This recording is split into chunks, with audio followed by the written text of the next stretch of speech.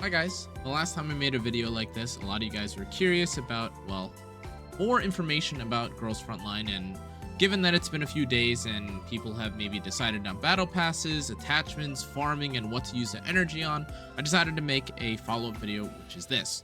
The first thing I want to talk about though is voyage logs. If you aren't familiar with what the voyage logs are, they're the battle pass, plain and simple. Once you reach level 30 after completing a number of quests, you're actually given a Journey Guardian custom gift box, which includes a couple of weapons, and this is where I want to start. Today's video will not just be about the weapons, it will also include the attachments, but before you even get to the attachments, we need to talk about which of these weapons is worth it. Now, to be honest, a lot of these weapons are decent or have some place or are okay, serviceable as alternatives for the otherwise 5-star or, S rank SSR limited weapons or banner weapons that you'd have to pull off of the the global covenant or standard banner. But otherwise, the two weapons that I actually think you'll find the most value with currently, and I think a lot of you guys have also may ended up taking this choice as well, is either the light machine gun and the sniper rifle. The main reason for this is because, well, if you read the effects on some of these guns, they're pretty significant or they're pretty impactful. And in addition, although you could take some of the other options, like maybe something like the Garno for, someone like the DPS characters in the game, like Tololo, or even someone like QJ, or I'm not even going to try to pronounce her name, but you know who she is, Cheongju. This weapon's just not nearly as worth it compared to what you'd have access to, either with the SR alternative or in terms of what it actually does.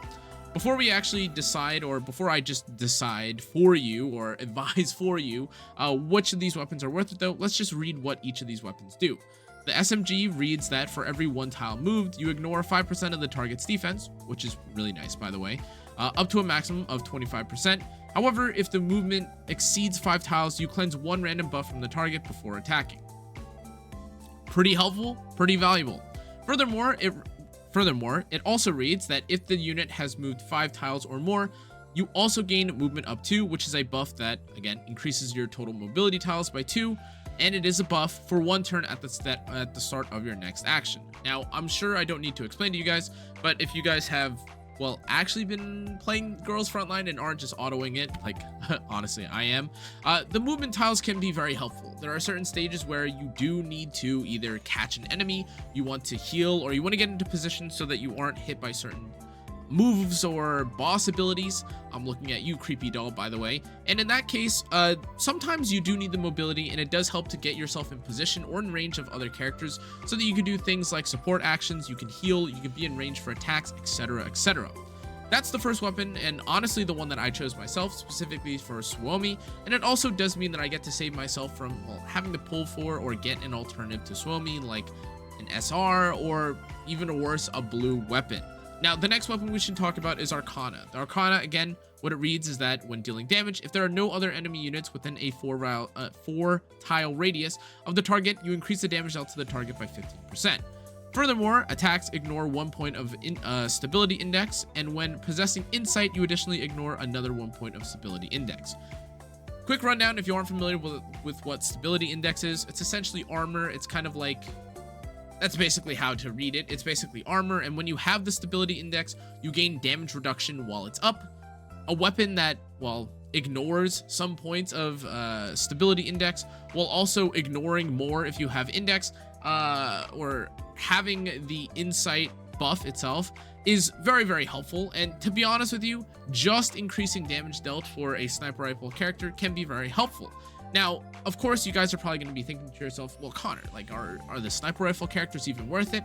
And honestly, though they are not nearly as impactful as maybe someone like QJ or Tololo, or maybe even a Sharky, there are compositions that require or need a sniper rifle. And if you are, again, using someone like Nemesis, or if you don't have the alternative characters available to you, this is definitely a weapon that, well, will pretty much impact your gameplay. It's 15% damage, and it also ignores stability index. Now, before anything else, I do want to say that, again, a lot of these other weapons are usable. However, just because of the way that the game works right now, either through events, through pulls, through anything in between, these other weapons just don't really seem to be nearly as worth it, especially when right now everyone is focused on getting characters like Suomi, or are, well, pulling for or using other weapons on other prominent targets. Now, that's just the weapon. Now I want to talk about something that I think is equally as important, which is, well, once we get to the refitting room, we need to talk about the attachments. Now, if you aren't familiar with what the attachments are,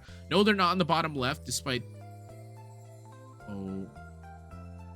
apologies. I lost track of something. It got like lost for a moment, but no, it's not the thing on the bottom left, which is a disclaimer, but rather it's these attachments at the top. Now, again, if you aren't familiar with what attachments already do, they are the relics or the artifact system of Girls Frontline 2. This is the stat system of the game, and although certain weapons already have base stats on them, these are the additional stats that come alongside your weapon. Now, I do want to say or preface a few things to begin with. Attachments are super significant, of course, because they give you stats, but in this case, you are probably wondering when you should be farming for attachments. You do actually have access to the attachment farm much earlier than most other games give you access to. As you can see here, all you need to do is go to, not Neural Survey, you go to supply missions, you go to targeted study, and you have access to these, well, abilities, or to this fight, literally at level...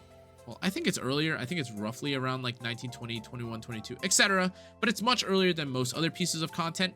And in that case, you may be tempted, number one, to try and farm for this. But the question that you'll probably come across is, when should you actually farm for that? What I've come across and what I've seen a lot of people suggest, however, is that while staying or waiting until you get to level 58 to net you 2 to 3 of these gold attachments or the highest level attachments does sound ideal, it is not so unworthwhile or isn't such a grief move or bad move for you to start farming it earlier. Now, as with all farming or any sort of upgrade process, it should be worth noting that trying to hammer or force in a set of attachments that are purple or blue or something that isn't worth it yet, just because you want to have your weapon do a little bit more damage, is not going to be worth it, especially with how expensive it is to upgrade and calibrate attachments in general. But given that you do have access to or can get some of the highest rarity attachments in the game, just because you do get the most value at level 58, it is worth, of course, waiting or farming out a little bit more of it earlier, but just holding off on calibrating it later. Now, you are probably also curious, or maybe you've seen something attached to these as well, which is something known as the set, or this 3-item component thing, this description. These are the sets of the game. Now, depending on what set you're using, there's a special effect, and specifically for the one that you see on screen right now, it's known as Ultimate Pursuit. Ultimate Pursuit reads that it increases the damage, healing, and shield effects of ultimate skills by 5%. And you also gain 1 stack of each. You gain 1 stack after each use of an ultimate skill with a max of 4 stacks. Now, of course, there are plenty of ways, or there are plenty of uses for a set like this, but you should start kind of associating sets with certain characters, or you should start farming out for sets that you think you're going to use with a purpose. For instance, this Ultimate Pursuit set kind of synergizes, or sounds like it would synergize perfectly with, you guessed it, Suomi. Suomi specifically is one of the most powerful characters. She's one of the characters that a lot of players currently are using to clear through content. She's an amazing sustain, and honestly, with autoing most content in the game, Suomi makes things a breeze. However, there are other sets that could also be pretty worth it. The other that I personally recommend is going to be Phase Strike. It's the one right here, and although I don't have the full set of it, don't make fun of me, I just wanted the substats.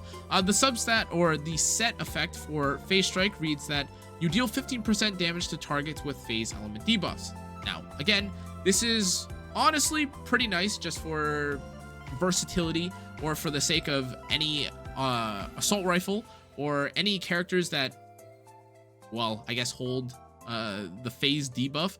But in most cases, I would personally find that finishing a set is definitely not going to be worth it if you are going to force a blue or a purple, set effect, as opposed to, well, just getting better stats. Now, on that note, we do also, we should rather talk about specifically what the substats you can get on these weapons are. Now, I went through and I tested through a bunch of the different attachments to see what you had access to, what you could or couldn't get in terms of substats. And what I noticed is that all substats should be available for all different attachment types. However, on the muzzle, from what I understand, you have only access to crit damage specifically for muzzles. Now, With that, there are, of course, a couple characters, or there are a couple things that you may want to look into, specifically when building or farming out for attachments. And to be honest, guys, that's just the difference between the characters. Now, I'd love to say that you could just farm one set for one character and be done with it. And outside of Suomi, who again uses Ultimate Pursuit to great effect, there are actually a number of characters that kind of differentiate in terms of what they want or what they're looking for, both in terms of subsets and subsets or stat effects. And the first one we're going to talk about is Groza. Let me scroll down to it real quick. Apologies. Where's my Groza? Why am I? Oh, there she. What? There she is. There she is. So in case you're curious about Groza, I know a lot of you guys may not have access to the SSRs. So in terms of a set that you may find powerful or valuable on a character like Groza, the ally support set, the ballistic boost set, and before we go any further on the sets, or before we get too fixated on the sets, there are, of course, stats that you can focus specifically on a character like Groza as well. That includes attack, flat attack, crit damage, of course, if you're using the muzzle, and crit rate. Unfortunately, or just with the way that it seems like Girls Frontline 2 currently works, it feels as though damage or dealing damage is very important, just because you need to kill as soon as possible, and there are a lot of ways to kind of mitigate damage otherwise, either through provokes, through shields, etc. So in that case, for a character like Groza, these are the stats that you'd want to focus on. If we take a look at a character like Tololo, unfortunately I don't have her, but for Tololo, sets like Phase Strike, Hydro Boost also do really well. And again, unfortunately, or kind of fortunately, the substats or the stats that you're looking specifically for a character like her also include attack percent, attack, crit rate, and crit damage too. Now, this should come as no surprise, specifically because, again, if you've played any other gacha games as of late, health and defense for some reason is just not a priority, and until they make it feel that way, or until they kind of show that off, it doesn't really feel like HP is super relevant at every single point. And case in point, there is, well, I guess one character who kind of appreciates health but still wants attack at the same time, and that's actually the character that we've been bouncing around or talking about the whole time, which is Suomi. Suomi also not only appreciates Ultimate Pursuit, she also appreciates Emergency Recovery, and ultimately, because of the way that her weapon and because of the way that she works, she's a bit more versatile. And in terms of what substats you're looking for, honestly, just having her is more than enough. So if you have to use subpar stats for now, that's okay. But I'm sure, as you guys have seen through a lot of the content, if she's alive, if you are fighting some content that isn't super grief, like they force you to, I don't know, like move the monsters around because there's landmines being planted, or your allies are walking into random traps, outside of these random manual effects, having these sets, having these substats, and having this priority, and having the weapons I described will kind of make, honestly, Girls Frontline 2 quite a breeze. That being said, I do want to make or point out and kind of disclaimer that if you're doing some of the new Sojourner event content, some of it is kind of difficult for me, specifically even when I'm doing it, manual. And although I'd love to auto through a lot of this content just because I've had a little rough bit of time management recently, a lot of these content, or a lot of these pieces of content currently, you're gonna have to manual. So if it feels like you're not having stats, or it feels like you're losing, don't necessarily jump the gun and assume that it's because you haven't upgraded your attachments or gotten the right guns or had the right sets. It may unironically just be that you ran out of time and you have to manual the content, or you walked into a trap and again you have to manual content.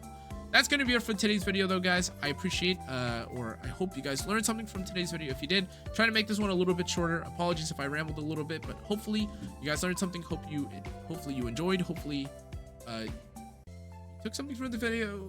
Hopefully. Anyways, that's going to be it for this video, though. Thanks again for watching. I will see you guys on the next one. Stay safe, stay healthy. Make sure to like, comment, turn on the notification bell, and subscribe. If you can't tell, it's really late at night. See you on the next one. Good night.